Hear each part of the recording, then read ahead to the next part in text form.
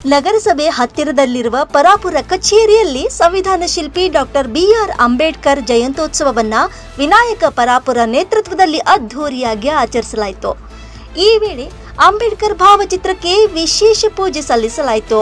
ಕಾರ್ಯಕ್ರಮ ಉದ್ದೇಶಿಸಿ ಮಾತನಾಡಿದ ವಿನಾಯಕ್ ಪರಾಪುರ ಅವರು, ಭಾರತದಲ್ಲಿರುವ ಎಲ್ಲರೂ ಸಮಾನತೆಯಿಂದ ಬದುಕಬೇಕು ಎನ್ನುವುದು ಅಂಬೇಡ್ಕರ್ ಅವರ ಕನಸಾಗಿತ್ತು. ಆ ನಿಟ್ಟಿನಲ್ಲಿ ಅವರು ಜಗತ್ತಿನ ನಾನಾ ದೇಶಗಳಿಗೆ ತೆರಳಿ ಸಮಗ್ರ ಅಧ್ಯಯನ ನಡೆಸಿ ಸಂವಿಧಾನ ರಚಿಸಿದ್ರು. ಆ ಸಂವಿಧಾನದ ಮೂಲಕ ನಾವೆಲ್ಲರೂ ಸಮಾನರಾಗಿ ಬದುಕುತ್ತಿದ್ದೇವೆ ಎಂದರು. ಬಾಬಾ ಸಾಹೇಬ್ ಅಂಬೇಡ್ಕರ್ ಅವರಿಗೆ ಜಯವಾಗಲಿ. ಬಾಬಾ ಸಾಹೇಬ್ ಅಂಬೇಡ್ಕರ್ ಅವರಿಗೆ ಜಯವಾಗಲಿ. ಬಾಬಾ ಸಾಹೇಬ್ ಅಂಬೇಡ್ಕರ್ ಅವರಿಗೆ ಜಯವಾಗಲಿ. ಬಾಬಾ ಸಾಹೇಬ್ ಅಂಬೇಡ್ಕರ್ ಅವರಿಗೆ ಜಯವಾಗಲಿ. ಈ ವೇಳೆ ಮಂಜುನಾಥ್ ಕೊರವರ, ಸುರ್ಜಿತ್ ಸಿಂಗ್ ಬ್ಯಾಳಿ, ಅರವಿಂದ್ ಗಾಗಡೆ, ಬಸವರಾಜ್ ಹೊಸಮನಿ, ಸಿದ್ದಣ್ಣ ಗೋಶಲ್ಯನವರು ಉಪಸ್ಥಿತರಿದ್ದರು. ಬಾಬಾ ಸಾಹೇಬ್ ಅಂಬೇಡ್ಕರ್ ಅವರ ಜಯಂತಿಯ ನಿಮಿತ್ತ ಇವತ್ತಿನ ದಿವಸ ನಮ್ಮ ಸಂಸ್ಥೆಯಾದಂಥ ಪರಾಪುರ್ ಫೈನಾನ್ಸ್ನಲ್ಲಿ ಇವತ್ತಿನ ದಿವಸ ನಾವು ಬಾಬಾ ಸಾಹೇಬ್ ಅಂಬೇಡ್ಕರ್ ಅವರ 135ನೇ ಜಯಂತ್ಯೋತ್ಸವ ಆಚರಣೆ ಮಾಡ್ತಾ ಇದ್ದು, ಮಧ್ಯಪ್ರದೇಶದ ಮಾಹೋ ಎಂಬ ಸಣ್ಣ ಗ್ರಾಮದಲ್ಲಿ ಜನಿಸಿದರು. ಅವರಿಗೆ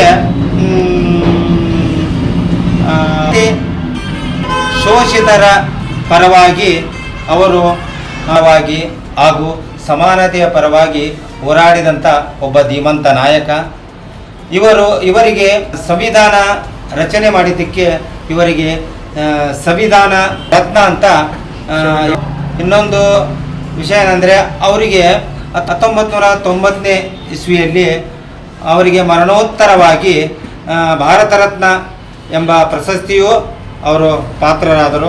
ಒಂದು ಏನು ಕನಸಾಗಿತ್ತಂದರೆ, ಭಾರತವನ್ನು ಸಮಾನತೆಯಾಗಿ ನೋಡಬೇಕು.